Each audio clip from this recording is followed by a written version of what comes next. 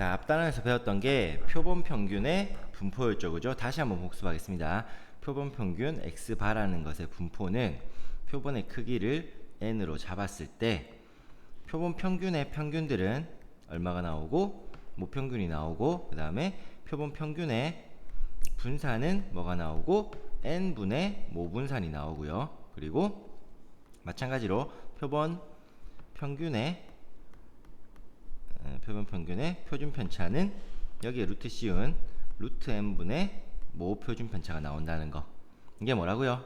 우리가 고를 수 있는 표본 평균이 뭐가 나올지 모르죠, 그죠? 그것들의 분포입니다. 자, 일단 여기까지가 어느 정도 이해가 됐고 저 공식들을 외웠다면 이제 우리가 표본 평균을 고른 다음에 모 평균을 추정을 해볼 거예요.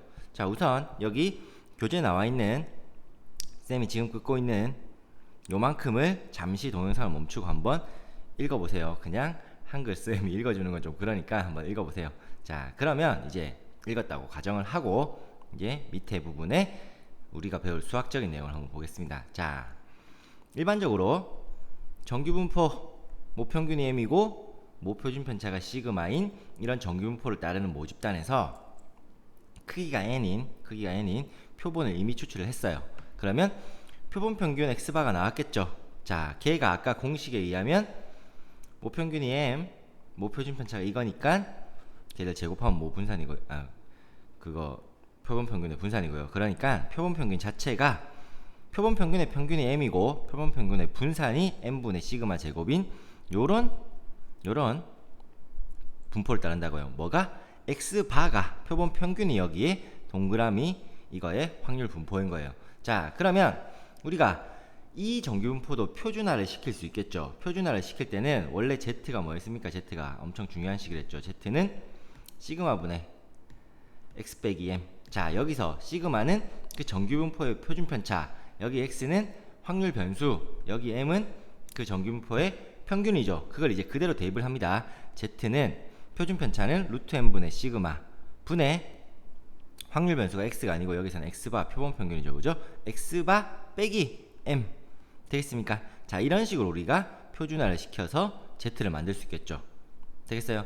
자, 이때 이 표준 정규분포는 당연히 0,1이겠죠, 그죠? 여기 뭐 제곱 써도 상관없습니다. 이때 우리가 표를 찾아보면은 z가 0을 중심으로 이제 대칭이잖아요. 오른쪽 그림처럼 마이너스 1.96부터 1.96까지 대칭으로 해서 표를 찾아서 넓이를 구해보면 0.95가 나옵니다. 알겠습니까? 원래는 우리 뭐 x가 뭐 이상일 때 그걸 z가 뭐 이상으로 바꿔서 표를 찾았죠, 그죠? 근데 반대로 한번 가보는 거예요. 일단 요런 값이 그냥 정해진 값이에요. 알겠어요? 자, 여기다가 z가 마이너스 1.96부터 1.96대까지가 0.95의 확률인데 그거를 반대로 가는 겁니다. z에다가 우리가 구해놓은 요 식을 대입을 해볼게요. 그러면 요런 식으로 완성이 되죠. 즉 똑같은 식이잖아요. 여전히 확률은 0.95라고요. 자, 이 식을 쌤이 저번에 이런 얘기했죠. p x가 1, 2 이런 확률이나 p 여기 조건을 똑같이 잡아주면 x는 자연수인데 1부터 2 사이다.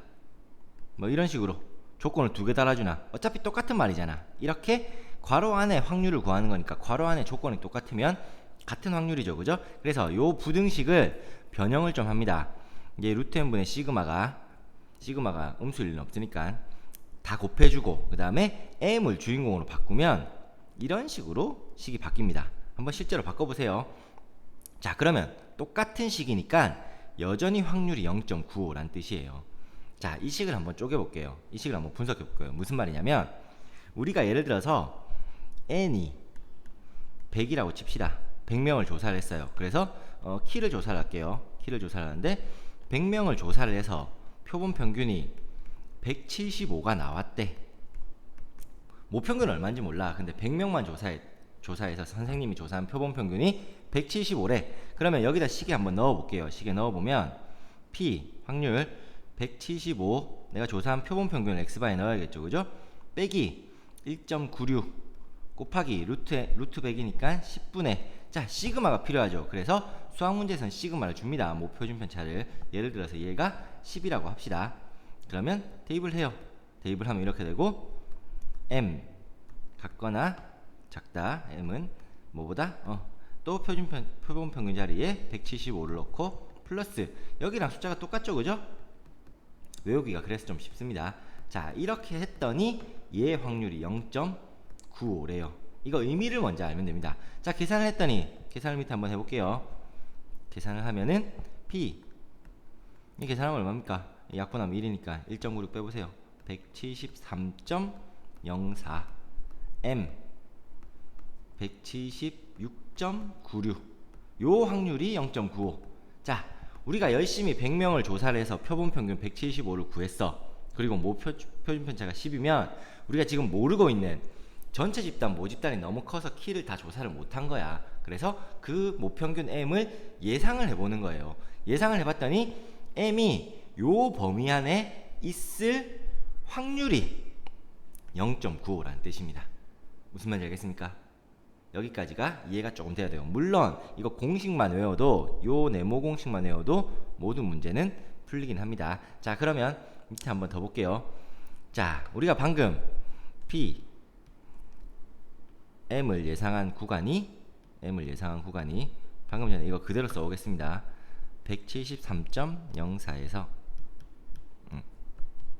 176.96. 자, 쌤이 방금 이거 식을 뭐라고 읽었습니까? 100명을 조사를 해서 구한 표본 평균이 175였을 때 모표준 편차가 10일 때, 이건 우리가 조사한 값이고 얘는 수학이니까 문제 줄 겁니다.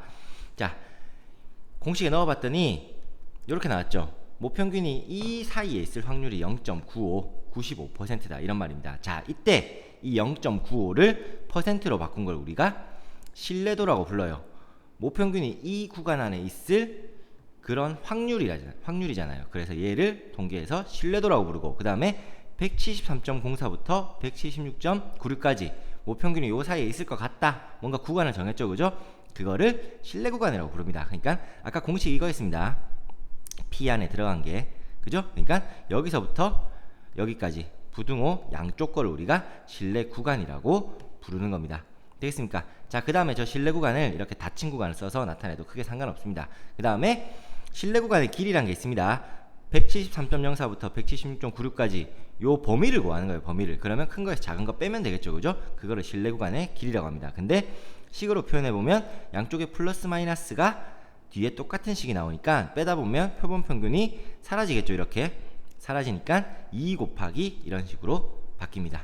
되겠습니까? 자, 그러면 우리가 신뢰도나 이런 거를 바꿀 수가 있습니다. 무슨 얘기냐면 처음에 0.95가 나온 식이 뭐였습니까? 0.95가 P 마이너스 1.96 Z 1.96 이게 0.95였죠, 그죠? 근데 내가 신뢰도를 좀 올려보고 싶대. 그러면 한 0.99로 올려보겠습니다. 99로 이거를 표에서 찾아보면 마이너스 2.58 Z 2.58 이렇게 됩니다.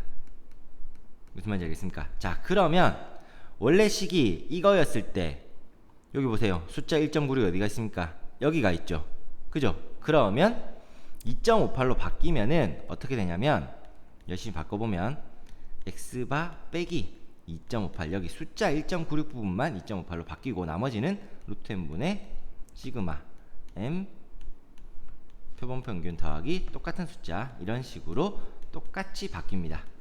그러니까 식 형태를 외워두시면 플러스 마이너스 똑같으니까 여기 숫자만 우리가 신뢰도에 의해서 바뀌는 거예요. 자, 그러면 신뢰도가 0.95일 때 우리가 예상한 구간이 한 요 정도면 0.95일 때 0.99가 되면 신뢰 구간이 어떻게 되는 겁니다. 어떻게 되는 겁니까? 숫자 범위가 더 커지죠. 0.95일 때보다 0.99가 이 정도인데 우리가 모평균의 구간이 예상한 게 0.99는 이 정도라고. 자, 뭔가 두리뭉실해졌죠, 그죠? 이때 신뢰도라는 의미가 얼마나 믿을 수 있느냐. 우리가 보통 신뢰가 믿을 수 있다 뭐 이런 뜻이잖아요. 근데 얼마나 정확하냐 이런 개념이 아닙니다. 여기서 신뢰도는 맞춘다는 뜻이에요. 맞출 확률. 즉 쌤이 M이 모평균을 모르는 상태에서 100명을 조사해서 표본 평균이 175가 나왔을 때 내가 모르는 모평균이 요 사이에 있을 확률, 진짜 모평균이 요 사이에 들어갈 확률이 0.95란 뜻이에요. 근데 확률을 높이고 싶으면 범위를 넓게 예상하면 되잖아요. 그래서 신뢰도를 올리면 신뢰 구간의 길이가 더 커집니다. 알겠습니까? 그러면 표본평균이야 뭐 조사하면 나오는 거고, 뭐 표준편차는 정해져 있으니까 만약에 요 n에 대해서도 영향을 받겠죠, 그죠? n을, 즉 표본의 크기를 키워주면, n이 커지면 이 값이 작아지죠. 그러면 줄어드는 거야. 알겠습니까? 그 다음에 n이 작아지면, 표본의 크기가 작아지면 요 값이 커지죠, 그죠? 그러니까 신뢰 구간은 늘어나는 겁니다. 알겠습니까? 자, 그 다음에 여기 밑에 있는 한글 부분도 잠시 동영상을 멈춰놓고 한번 읽어보고 넘어가세요. 여기가 사람마다 이해도가 바로 이해하는 사람도 있고 여러 가지 예를 들어줘야지 이해하는 사람도 있기 때문에 혹시 잘 이해가 안 되는 부분은 바로바로 물어보세요. 자, 앞에 나왔던 모평균을 예상하는 공식, 크기가 n이고 내가 조사한 표본 평균이 x바일 때, 95% 신뢰 구간일 때 요 공식, 99% 신뢰 구간일 때 요 공식을 쓰는 겁니다.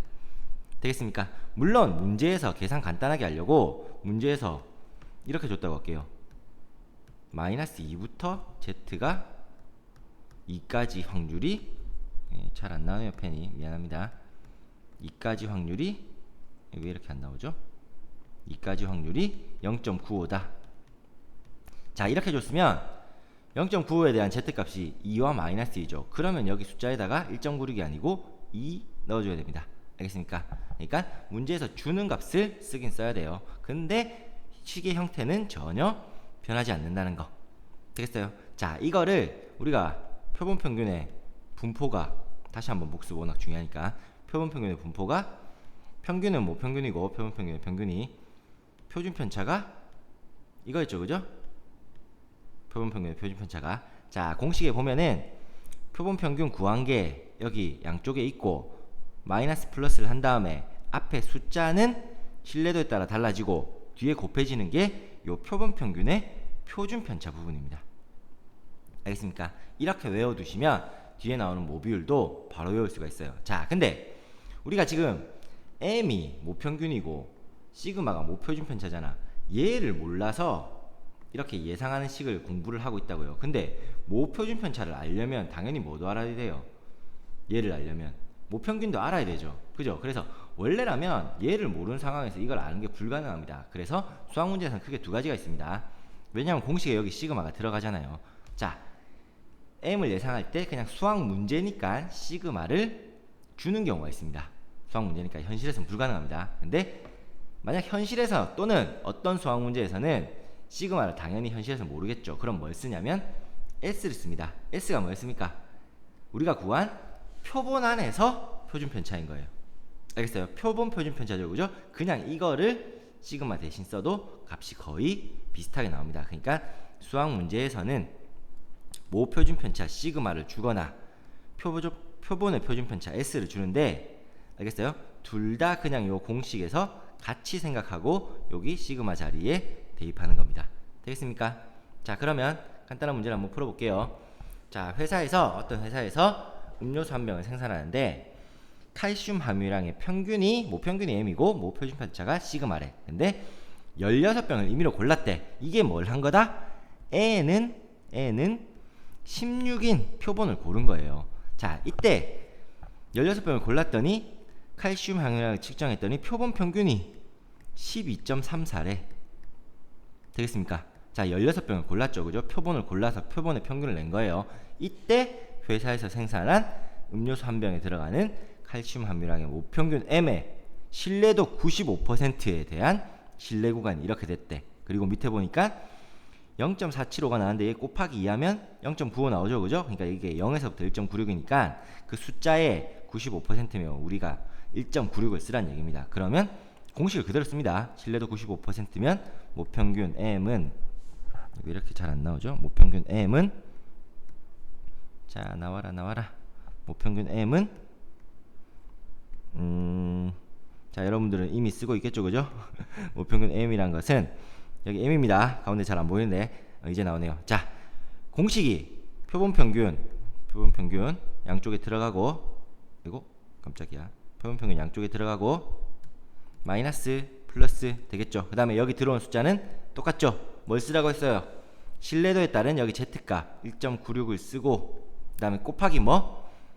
표본 평균의 표준 편차 즉 루트 n분의 시그마 이걸 쓰는 거예요. 자, 그걸 했더니 요쪽이 숫자가 A고 요쪽이 숫자가 11.36이 나왔단 거죠. 그러면 요쪽 아는 부분을 계산을 해보면 되겠죠. 그죠? X바가 12.34였어. 빼기 1.96 곱하기 루트 n이 16이니까 4분의 지금 시그마를 모르죠. 근데 시그마 그냥 적으면 얘 풀면 뭐가 나와? 시그마가 나오는 거잖아. 그러면 그 구한 시그마를 여기 대입하면 A도 구할 수 있겠죠. 사실은 표본의 크기가 뭔지, 표본 평균이 뭔지, 그 다음에 신뢰도가 뭔지, 신뢰 구간이 뭔지 이런 것만 안 다음에 공식만 외우면 문제는 굉장히 쉽게 풀립니다. 자, 또 볼게요. 어떤 회사에서 모니터의 수명이 정규분포를 따르는데 100대를 임의로 골랐대. 임의 추출을 했대. 이게 n이 100이라는 소리입니다. 되겠죠?